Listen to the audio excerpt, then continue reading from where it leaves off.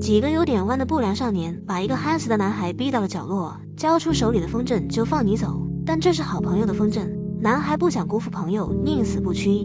为了给男孩长足记性，不良少年们还脱掉了他的裤子，而男孩的好朋友就躲在一边看到了一切。为了织宝，他没有出声，而是逃离了那个冰冷的街巷。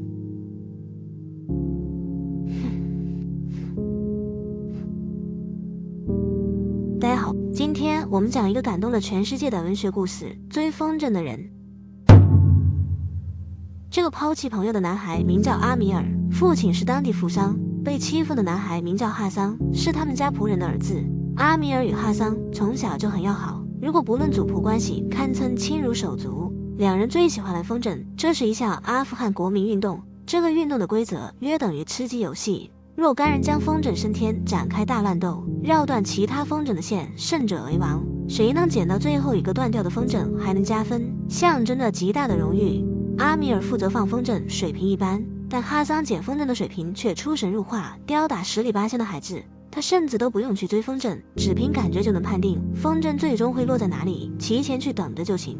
哈桑不光运动天赋出众，性格也是勇敢厚道。每当软弱怕事的阿米尔被附近的孩子欺负时，哈桑都会挺身而上替阿米尔出头。这天，哥俩正走在路上闲逛，又被几个恶少拦下。为首的名叫阿舍夫，看哥俩非常不爽，想找他们的麻烦。他觉得阿米尔家收留哈桑这样的哈拉扎人为仆是非常不合理的，扁鼻子的哈拉扎人连猪狗都不如。这里简介一下阿富汗的民族构成。相传哈拉扎人是13世纪蒙古西征后在阿富汗留下的驻军，与当地人通婚而产生的混血族裔，所以像哈桑这样的哈拉扎人被阿富汗主体民族视为异类，长期遭到歧视排挤。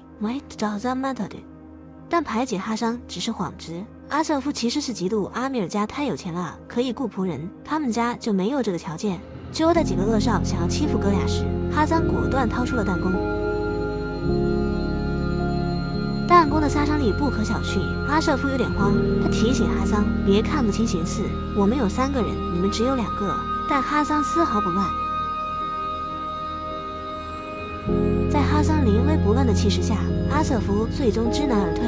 幸亏是带了弹弓，很多没带弹弓的时候，哈桑为了保护阿米尔，都会被揍得鼻青脸肿。但回到家，父亲问怎么回事时，阿米尔总会说是不小心摔伤的。父亲自然也清楚是怎么回事，他对哈桑的担当欣赏有加，但对怯懦的阿米尔却恨不得重练小号。这孩子一点都没有遗传他的勇武。父亲跟自己的好友拉伊姆说，一个不愿为自己抗争的男孩，长大后也不会为任何事情抗争的。但拉伊姆说，孩子不是涂色画板，你没办法按自己的喜好给他们进行上色。拉伊姆倒是觉得阿米尔只是性格温和，在写作上充满天赋，前途也很宽阔。但男孩子都想获得父亲的认可，阿米尔甚至觉得父亲这么不喜欢他，是因为母亲为了生他难产而死。父亲把这个账算在了他头上，但拉伊姆让阿米尔千万不要那么想，难产只是意外，那不是你的错。如有必要，你的父亲愿意为你而死。这个阿米尔自然也是相信的，他父亲是一个品德高尚、广受尊敬之人。父亲最喜欢教育阿米尔，这世上只有一种罪孽，那就是盗窃，其他任何罪孽都是由偷盗演变而来。当你杀害一个人，你就是偷了他的生命，偷走了他妻子和孩子作为妻儿的权利。当你说谎，你偷走的是别人获知真相的权利。人生在世，没有比偷盗更恶劣的行径了。几天后，哈桑的生日到了，阿米尔的父亲送给哈桑一张新风筝，因为过2天就是1年1度的风筝大赛了。阿米尔父亲小的时候就拿过风筝大赛的冠军，还创下了至今未破的击杀数纪录。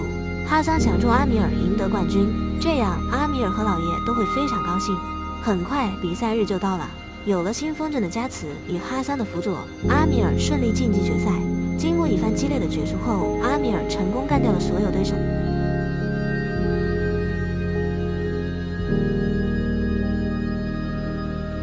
哈桑和阿米尔还有看台上的父亲都高兴坏了，差点忘了最后斩落的风筝，那代表着至高的荣誉。哈桑赶紧去追，他要为阿米尔捍卫战果。不久后，哈桑追到了风筝，但却被阿瑟夫那几个恶少堵在了小巷里。结果就是他把自己的贞操献给了友谊。过了好一会儿，哈桑才一瘸一拐拎着友谊的风筝从小巷里出来，阿米尔则藏在拐角里，装作偶遇，一副毫不知情的样子。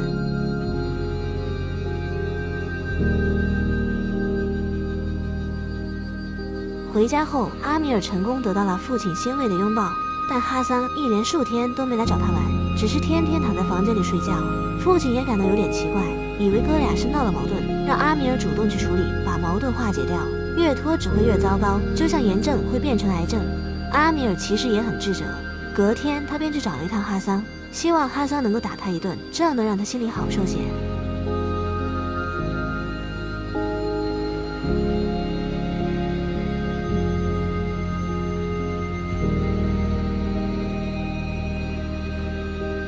但哈桑并没有生阿米尔的气。阿米尔骂哈桑是胆小鬼，其实是在骂自己。他对哈桑产生了一种深深的负罪感，但他又不愿意将这件事告诉大人，那相当于承认是自己的懦弱才造成了哈桑的悲剧。矛盾的心理反复撕裂着阿米尔，他难以承受这种折磨，只能选择逃避，想把哈桑弄走，这样就不用面对那个懦弱的自己了。有一次，阿米尔不经意地试问父亲有没有想过找新佣人，没想到父亲非常激动，他告诉阿米尔，自己和哈桑的父亲阿里从小一起长大，亲如手足。阿里已经在他们家干了誓死的年头，永远都不会离开，哈桑也不会离开。阿米尔说这种话简直让他蒙羞。父亲警告阿米尔，我从来没有对你动过手，但以后要是再敢提这种事。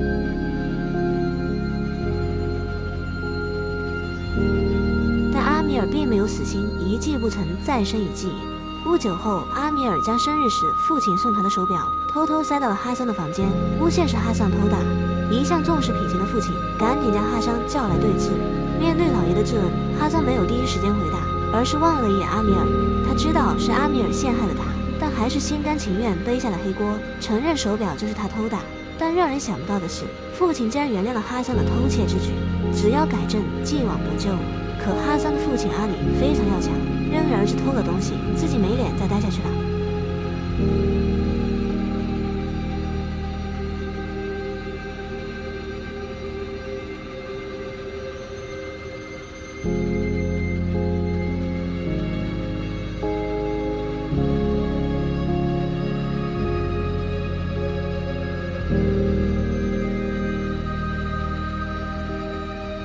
哈桑就这样离开了阿米尔家。离开的时候，他十步一回头，希望阿米尔来向他告别。可阿米尔连露脸的勇气都没有。1979年12月，苏联入侵了阿富汗。因为阿富汗处于亚欧大陆的心脏位置，古往今来都是大国必争之地，被称为帝国坟场。父亲因为发表过一些反苏言论，留下来肯定没命，所以只能带着阿米尔连夜跑路，并委托好友拉伊姆帮他照看好财。父亲花大价钱偷渡去了巴基斯坦，然后再转机前往美国。但在出境的时候，光给钱还不行。苏联兵看上了车里的一个女人，要求这个女人下车陪他3分钟。这可是一个正在哺乳期的年轻母亲。其余的人为了保密，敢怒不敢言。只有阿米尔的父亲挺身而出，痛骂大兵不要脸，羞耻心被狗吃了吗？大兵说，在战争中是没有羞耻心的，你再敢逼逼，就送你见真主。阿米尔赶紧劝阻父亲保密要紧，但父亲依然不卑不亢，怒对大兵。你最好一枪崩死我，如果我没有倒下，你必定断子绝孙。大兵一听火冒三丈，立马举枪。但就在这时，一名军官突然到来，制止了大兵的滥杀行为，父子俩这才得以安全过境。父亲这一刻教会了阿米尔，敢于抗争也许会死，但永远退缩的人生相当于没有活过。之后爷俩成功转机去了美国。父亲为了生存，在加油站当过店员，后来又摆上了地摊。从阿富汗的大资本家变成了低微的底层移民，唯一不变的是气魄不改，喜欢交朋友，义薄云天。而阿米尔在社区大学毕业之后，延续年少时的天赋，开始尝试写作。经由父亲的介绍，他认识了一个原阿富汗将军的女儿，两人结为了夫妇。只可惜父亲不久后就患上了癌症，他拒绝治疗，因为再怎么治，他也没有时间回到故乡了。就这样，父亲客死异乡。2000年，阿米尔终于熬出了头，成功出版了一部小说，火遍美国，准备在各地举办巡回签售会。但就在这时，他接到了一个来自巴基斯坦的电话，是父亲的好友拉伊姆打的他。拉伊姆病得很重，希望阿米尔能够回去见他一趟。妻子觉得签售会在即，耽误了损失很大，但阿米尔还是决定回去，因为如果不是拉伊姆当年的鼓励，他可能都不会坚持写作。几天后，阿米尔赶往了巴基斯坦，顺利见到了拉伊姆。他之所以来到巴基斯坦，是因为阿富汗已经成了废墟。当年苏联入侵阿富汗的战争持续了10年，在美国与巴基斯坦等国家的军事援助下，1989年阿富汗人才赶走了苏联人。但到了如今的2000年，一个叫塔利班的新组织全面掌控了阿富汗。塔利班严格施行伊斯兰教义，禁止音乐，限制穿着，禁止女性上学，连小孩放风筝都不让，政策非常极端，简直不把老百姓当人。拉伊姆叫阿米尔来，并不是为了哀诉自己的病情，他要告诉阿米尔的是哈桑去世啊。为了照顾阿米尔家的房子，拉伊姆请了很多管家，但品行都很低劣。于是拉伊姆想起了哈桑。几年前，他把哈桑一家请来打理房子，哈桑非常尽心，日子过得还可以。但当拉伊姆来巴基斯坦治病的时候，塔利班闯进家里，污蔑哈桑这样的哈拉扎人肯定是来偷盗了，命令他们马上离开。但哈桑放心不下房子不肯走，结果被塔利班杀害。他再次把最重要的东西献给了友谊与承诺。哈桑只留下了一个叫做索拉的孩子，在父母死后流落到了孤儿院。所以拉伊姆叫阿米尔来的真正目的是希望他能找回哈桑的儿子索拉。但阿米尔对于回到阿富汗异常抵触，因为那里有他不愿回首的过去。拉伊姆告诉阿米尔，你非去不可，因为哈桑是你的亲兄弟，索拉是你的亲侄子。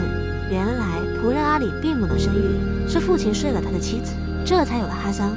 但碍于名声，有头有脸的父亲不敢承认此事，所以他只能偷偷疼爱哈桑。相比于阿米尔有过之而无不及，拉伊姆还递给了阿米尔一封信，是哈桑在去世前不久写的。为了给阿米尔写信，他学了很久的写字。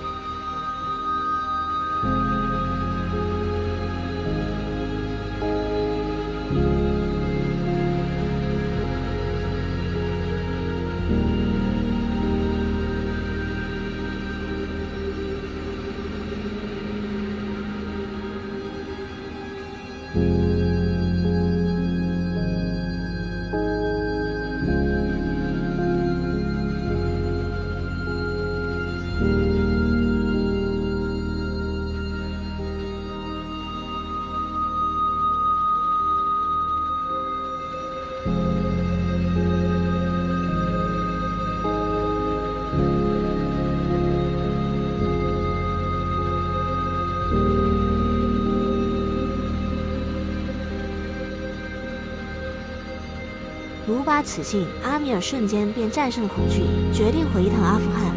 拉伊姆给他找了一位可靠的司机，经过重重关卡，终于回到了阔别多年的首都喀布尔，曾经带给他欢乐也带给他煎熬的故乡。阿米尔一进城就被震撼到了，满目苍夷，一片废墟，没有半点生机。难怪哈桑会说阿富汗没有未来。当找到孤儿院时，阿米尔更是无以言表。10个孩子，有5个拄着拐杖，他们都是战争的牺牲品。阿米尔向院长打听索拉的下落，他表示自己是索拉的叔叔，要带孩子回美国。没想到院长却说索拉已经被塔利班高官带走了，他们通常都是抓女孩，但也有爱好特殊的。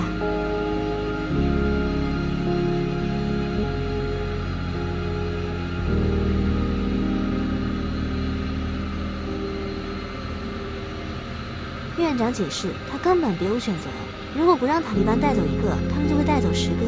阿米尔没有资格来指责他，别装什么英雄主义，他不过是来接一个孩子去美国享福，而剩下的200多个孩子依然会在这受尽苦难。院长说，他花光毕生的积蓄建了这所孤儿院，他本可以逃去巴基斯坦，但他舍不得这些孩子们，如果他死了，孩子们也都活不了。院长这一通反驳，顿时让阿米尔无地自容。但院长也能看出来他是真为索拉着急，于是便告诉了他高官的住处。按照院长给的地址，阿米尔找了过去，可没想到一见面，阿米尔的真实身份就被发现了，因为这个塔利班高官正是当年的恶少阿瑟夫，侄子索拉竟然被调教成了子女。索拉熟练的跳的艳舞出现在阿米尔眼前，阿米尔心痛无比，开门见山的表示他此行的目的就是为了带索拉回美国。阿瑟夫怎么会答应？他恨透了阿米尔，因为有个富爸爸就能逃脱战乱，而他靠着玩命才有了今天。阿瑟夫支走手下，打开录音机，要与阿米尔单挑决生死。细皮嫩肉的阿米尔被打得毫无还手之力，尽管被打得吐血，阿米尔却感到很满足。他仿佛已经期待了很久来挨这一顿打，而不是哈桑又替他受罪。就在阿米尔快要被打死的时候，索拉站了出来，他像当年的哈桑一样勇敢，架起胆子义薄云天。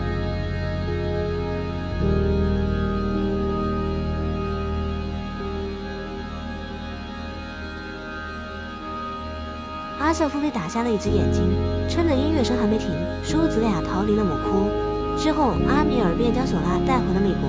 尽管已经脱离了魔爪，但那段恐怖的阴影依然笼罩在索拉的内心。他已经记不清父母的样子，这是一种刻意的忘却。索拉说：“有时候我反而高兴他们已经死了，因为我不想让他们看到我污秽的样子。”阿米尔安慰索拉：“那不是你的错，你一点都不脏。”从此，阿米尔便将索拉视为己出。他把对哈桑的亏欠都化成爱弥补给了索拉。在他的努力下，索拉渐渐走出了阴影，愿意跟阿米尔尝试户外活动，去放蚁吃风筝。经过激烈的角逐，他们成功斩落了对手的风筝。阿米尔问道：“要我去帮你追回风筝吗？”索拉点了点头。阿米尔兴奋地开始疾跑，一边跑一边回头：“为你千千万万遍。”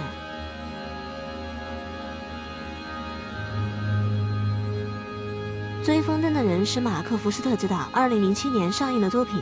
影片根据卡勒德·侯赛尼畅销全球的同名小说改编而成。这是一部包含背叛与救赎、信仰与友情的文学巨作。电影虽然没有原著文字的细腻入微，但故事的还原度还是蛮高的。哈桑对阿米尔的友情是黑暗中的一道光，它是那么的耀眼而明亮，就像是一种坚定不移的信仰。